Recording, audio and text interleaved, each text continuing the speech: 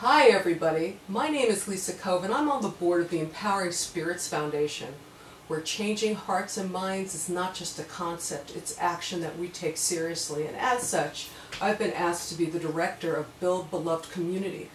And the concept behind Build Beloved Community is based on the teachings of the famous civil rights pioneer in the United States, Dr. Martin Luther King Jr., where he taught people that we can have a better society if all of us respect the dignity and self-worth of each other.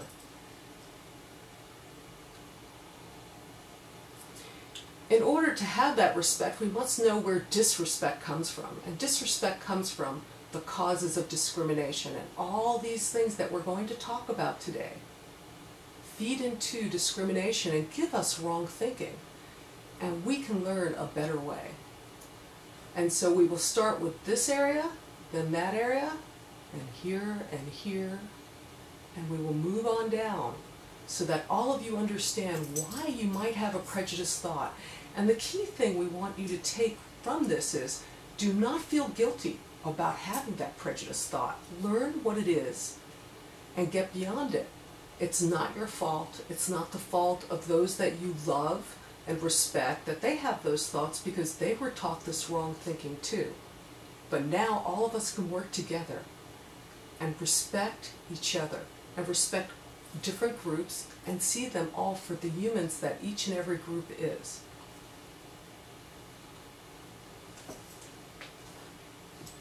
Competition is a major driving force, and it creates a lot of prejudice because everybody wants power, prestige, and possessions. But in reality, none of those things are really all that important. What is important is that you have what you need to live, and that you live in a way that's a harmonious environment. And in order to do so, you have to understand how much of these things you do need and respect those other people that need them too, which is everybody. So power is political. Those are the folks in charge of how society operates, such as governments. Economic, the money, and all the things you buy with the money. And social, how we get along with everybody else in our society. With prestige, all of us want to be respected. We want to be treated in a dignified way, and we want people to actually love us. And without that love, we hurt bad. And so social is important because we all need human kindness. And in order to have human kindness, we have to give human kindness. Possessions, which we derive from the economic, which is your different types of money and buying things and owning businesses or working in businesses. This is important to people too. And sometimes, because we feel the only way we can get this is if we have more than everybody else, that we ignore human self-worth and dignity. And we have got to work differently than that. We have got to each look at what the other needs and respect that, and make sure that sharing and caring comes before competition for power, prestige, and possessions.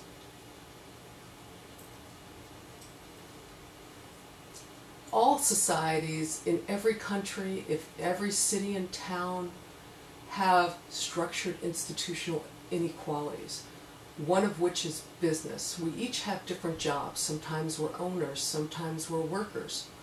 But whatever our job is, we don't want to lose that job, because without that job we cannot afford to pay our bills. We cannot afford to buy the food and medicine that our family needs. And sometimes it's really hectic in the work life, and that hectic work life creates a lot of pain. And when people feel emotional pain, sometimes they take it out on others, and that's not healthy. So it is best if everybody treats each other with respect, and that nobody should be forced to take a job at a lower wage just because of the fact that they may be a different color, a different religion, a different sexual orientation or gender identity, or disabled. We should each get paid for the work we do equally, no matter who we are, because we all are humans, and it's humanity first, and the differences later.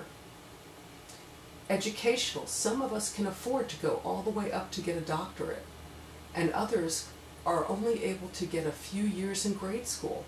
It depends where you live and how your society is structured. But sometimes when we are educated, we are taught wrong thinking. It's not really the intent of those that teach us to teach us wrong thinking. But the fact of the matter is people have thoughts about other people that are negative. Sometimes they'll tell you, well, our religion is better, so we don't like anybody of the other religion, or marriage is only between one man and one woman, when in reality, two loving, committed adult people that decide to build a family together, it doesn't matter what their gender is or their gender identity, as long as they do things in a loving and harmonious way. Now, social, we talked before about prestige, and everybody wants to be the most popular person, but we can't all be the most popular person. So why don't we all look at life as if we were not and that everybody was equal? And if we all treat each other as equal, then everybody's popular. So let's share our popularity. Unfortunately, that's not how society has been operating. And because it hasn't been operating that way, a lot of people strive to be on top and push other people down. We've got to stop that. We've got to look at square and say, this is unacceptable. Let's treat everybody just right. Political. We have all these different governments all over the world. And in those governments, we have people that might be in Party A or Party B, or there might be even 5 different political parties, and each one striving to be on top, to be in charge of that nation, maybe even to be in charge of the world. Well, that's a little bit too much in charge, and we all have to realize that if we work together so that the government in each of these countries and in the world operates well, then it's a sharing and a giving of service, and that is where we need to aim. Unfortunately, people are taught to dislike people in the other political parties when all we really are is people. Religious inequalities. Many religions teach many different things, and you have to understand that most of these religions come from the same basic premises. Sometimes they teach that there is more than one God or just one God, a deity. Some teach that there is absolutely no God, but there's a way to understand nature. And in understanding nature, we respect nature and respect people. But no matter what your religion is, and there's so many, you need to respect all people and give them each the freedom to believe in the religion they believe in. But do not take that religious freedom to the point where it takes away the freedom of others. And that sometimes happens. People have often throughout history used religion to justify taking away power from others. A good example is, this is a nun. And in the Catholic religion, nuns come secondary to priests. And that is because they have divided things up by gender. Well, in reality, there really isn't much difference between females and males. And so that's an unfair inequality. And a lot of women that are Catholic have been striving and pushing the Catholic Church for many years to treat them equally and let them too be equivalent to priests. Let them become popes. Thus far, they have not received that equality, but it's been in work for many, many years. You also have within different religions the fact that they look at other religions as trying to take political power. And the fact of the matter is those religions, when they are mixed with also being in charge of a government, there has always been problems. That's one of the reasons why when the Founding Fathers created the U.S. Constitution in the United States, they included in their Bill of Rights freedom of religion, but also separation between religion and matters of the state. And that is because when most of these men were younger, they saw in the states they lived where religion A was in charge and religion B and C was not, and that people used to fight the day they went to their religious house of worship and hurt each other. And that left an impression in the Founding Fathers in their youth where they knew that religion was important, but that it really shouldn't be the guidance for how we organize our government. So they considered this and this very separate. And it's actually a good idea, and we would hope that more people would consider that, to respect religious freedom, but keep it separate from matters of the state. Conflict. Conflict is one of the things that causes discrimination because everybody wants to be in charge and they want their way to be the right way. And sometimes conflict leads to death, even war, which is massive death. And what do you get from all that? A big wall with the names of your dead.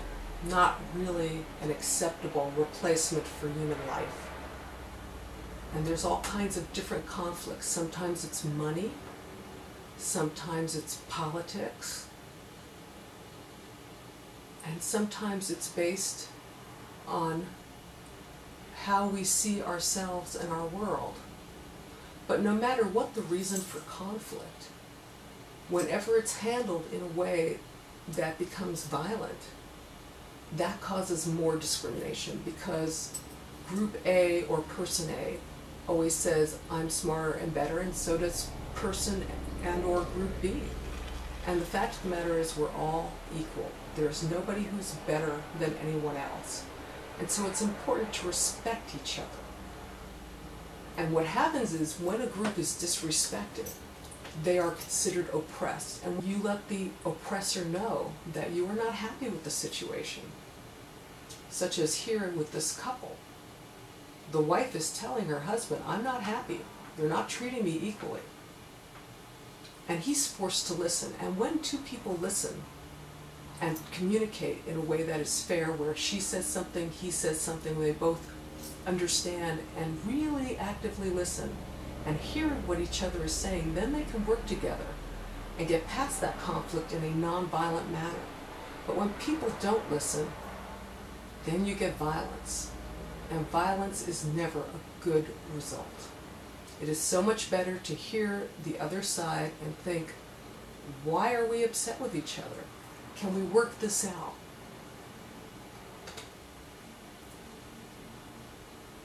Traditions of prejudice stereotypes. Stereotyping has existed throughout history, and all stereotyping is dehumanization. What that means is when people lump many individuals into one inaccurate description, it's basically saying those people are less. As an example, the Nazis during World War II considered Jews less, and they would call them kikes and other bad terms, and they imprisoned them, and eventually they killed almost 7 million Jews. At that time, in Germany, there were only a couple of 100,000 Jews. So the Nazis had to hunt all over Europe to get almost 7 million Jews to kill in the most horrific manner.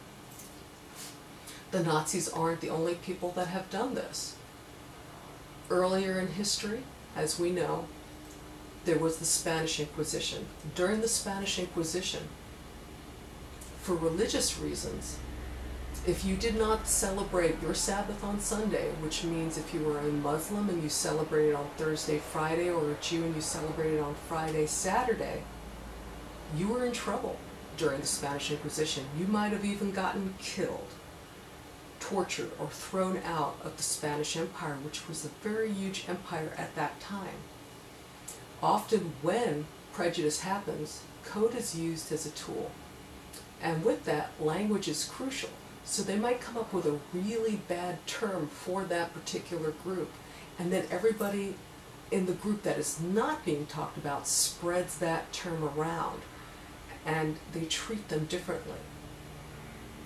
It's a significant instrument of discrimination. With stereotyping, it teaches, once again, dehumanization. It makes it sound like that particular group is not human, but we're all people and we're all human. And it's often fixed and simplistic, so it's easy for people to remember those lies. It perpetuates exploitation and discrimination, and it justifies the unfair treatment of an entire community. And that's horrible, and it gives everybody a negative image of that group. Most important, it denies the diversity of all people to be equal. We are all equal. We are all people, and we must respect each other.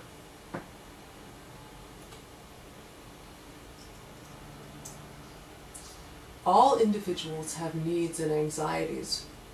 We are afraid of things that we have been taught that are not necessarily accurate, such as illogical thoughts, such as Group A. They're all horrible because they believe in some God that couldn't possibly exist because our God is better. That's not true. The fact of the matter is, all people need to be respected, whether they believe in God or don't believe in God. They're all people. We all live and breathe. We all need food. We all have families. We all love, and we all sadly fear. But we must work together so that we can prevent violence and danger. But when we have illogical thoughts, we sometimes go that next step. What's important with needs is helping those that need help. If they need medical, give them that. If they need to learn, give them that, and give them love and guidance and tools.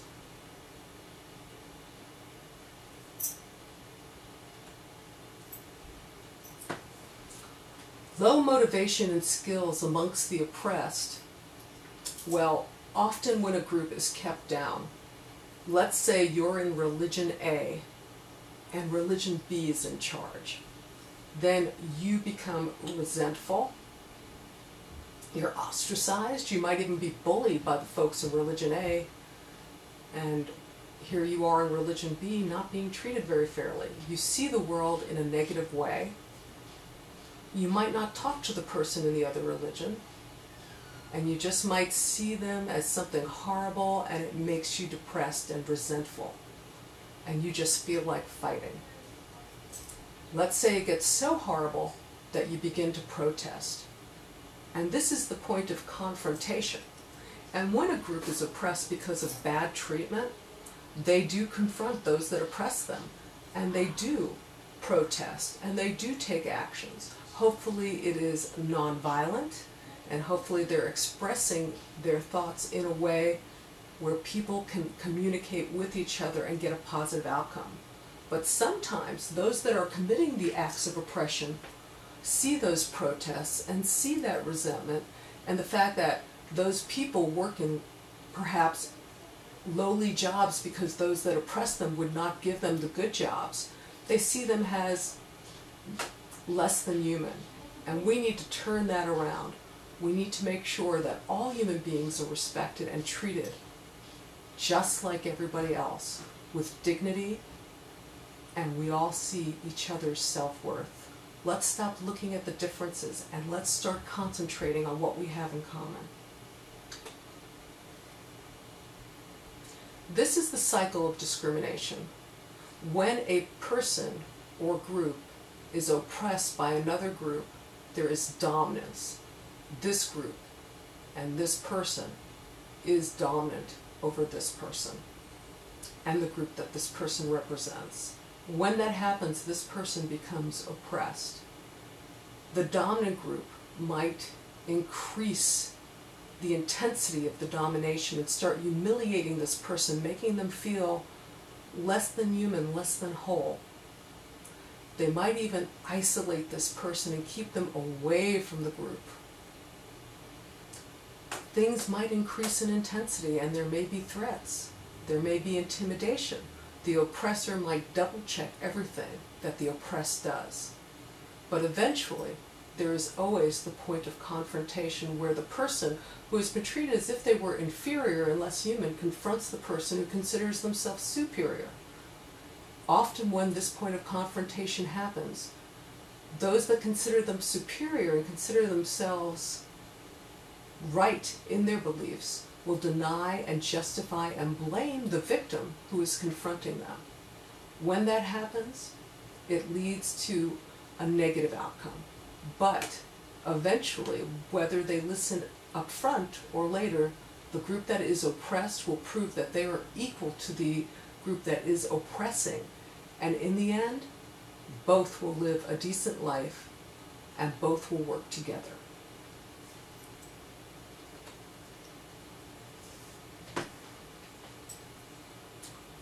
These are influences that can strengthen or weaken the cycle of discrimination. Now, most important is we live in a global society. And so what changes in society in the world affects international relations, economic processes, demographics, and it also creates consequences for discrimination.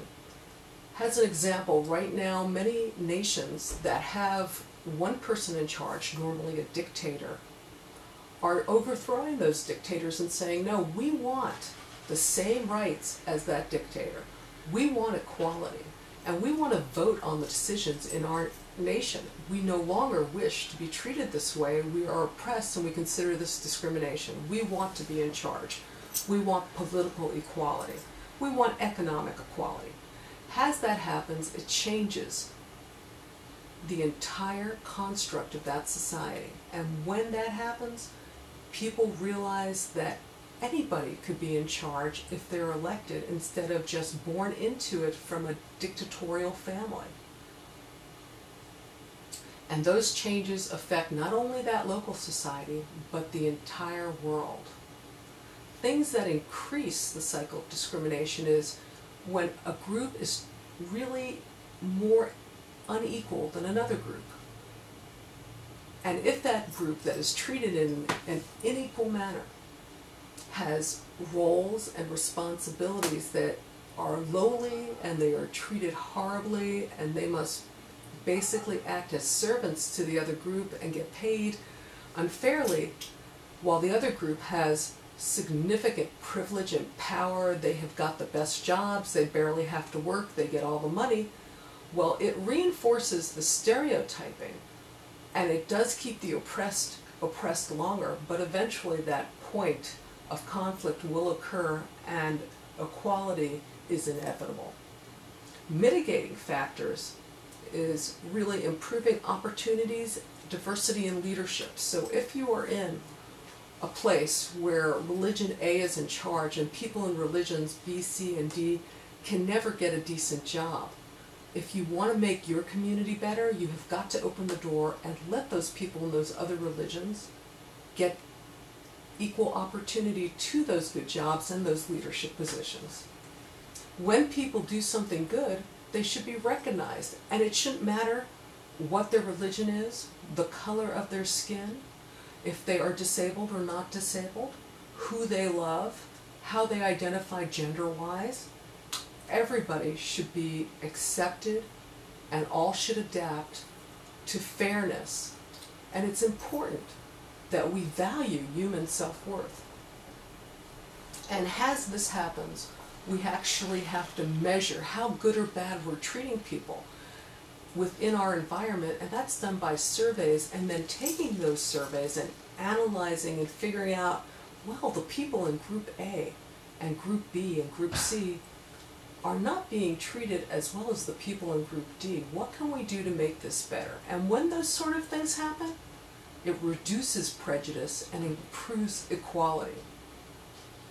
We also have to ensure that we build in prevention from discrimination and that people have the ability to complain and those complaints to be examined and to teach about a better way of doing things, and that those people that are not in Group A or Group B can act as mediators and basically get folks to work together that otherwise don't want to. And when all else fails, there should be legal recourse. If somebody in Group A is mean to somebody in Group B just because they're in Group B, and they violate that person in some horrendous way, maybe they destroy their property, maybe they do physical damage to the person, there should be a way to handle that legally. Because when you hurt another person or their property, it's a crime. And it's a worse kind of crime when you do it just because they belong in a different group than the group you identify with. Once again, we're all people, and we have got to keep that in mind, because that is the biggest factor into getting rid of prejudice. Being whole means being equal. And when people see themselves as superior, they are taking pieces of those they see as inferior, and they're weighing themselves down. Hate is heavy and it hurts. And so, basically, seeing some group as inferior and fearing them and then hating them hurts how they live their lives, but it also hurts your life. And the best way for all of us to live is as equal, to be whole. In order to build the beloved community that Dr. Martin Luther King Jr. described, we have to respect each other, show some manners, say, I recognize you're there and I appreciate you coming to talk to me. Let people know that you see them as equivalent to yourself. Show dignity to everyone. Recognize when somebody has done something good and applaud that. And let people know that you see them for all their worth and that you know that they have done a good job and they have contributed to your community. Diversity means respecting people and not seeing the differences, but seeing the similarities. We're all human. We all need air to breathe. We all need food to eat.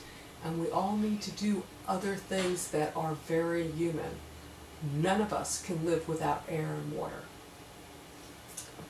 Most important, Dr. King described universal love.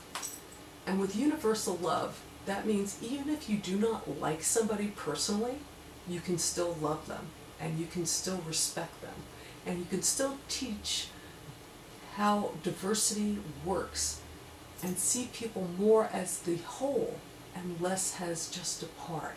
And with that, you show dignity. So universal love in every society is how we build the beloved community. And in order to get there, we have to be respectful, we have to demonstrate dignity, and see diversity as part of the natural way of life and treat everybody as equal and whole.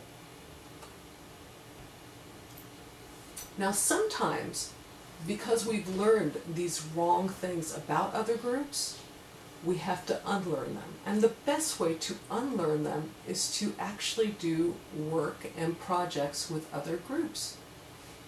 So let's say you were told your whole life that community A was bad and you're from community B. What you would do is you would work with both your communities, get to know each other, learn about the history of the person in the other group. And from there you will learn that that group has suffered, they have gone through a variety of changes, all of which to be treated in a respectful and dignified manner and to be treated equally. And in the end, when you learn about the other groups, we can all work together so much better and the world is a better place. You are building the beloved community. So don't be afraid and don't hate, but learn to love and to tolerate. This is an Empowering Spirits Foundation production.